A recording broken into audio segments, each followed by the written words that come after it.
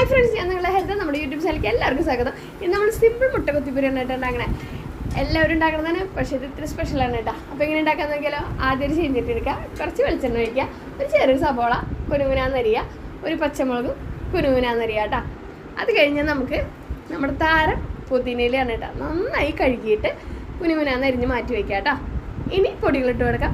ഒരു സ്പൂൺ മുളക് പൊടി, തുണ്ട് കുരുമുളക് പൊടി, ഒരു തുണ്ട് മഞ്ഞൾപ്പൊടി, കുറച്ച് ഉപ്പും ചേർത്ത് നന്നായി അതൊന്ന് ഇളക്കി വാടി വരണം കേട്ടോ. അതിലേക്ക് നമ്മുടെ പുതിനയില തട്ടി കൊടുക്കാം. പിന്നെ 3 മുട്ട എടുത്ത് നമ്മൾ നന്നായി ഒന്ന് ബീറ്റ് ചെയ്ത് വയ്ക്കുക. അതും ഇതിലേക്ക് ചേർത്ത് കൊടുക്കുക കേട്ടോ. അതിൽ നന്നായി അത് നമ്മൾ കൊത്തി പൊരിച്ചെടുക്കുക കേട്ടോ.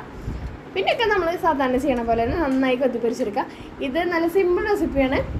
പുതിന ടേസ്റ്റ് ഇഷ്ടപ്പെടുന്ന എല്ലാവർക്കും ഇത് ഇഷ്ടപ്പെടും. ചോറിൻ്റെ ഒപ്പം എല്ലാം കഴിക്കാം. അടിപൊളിയാണ്.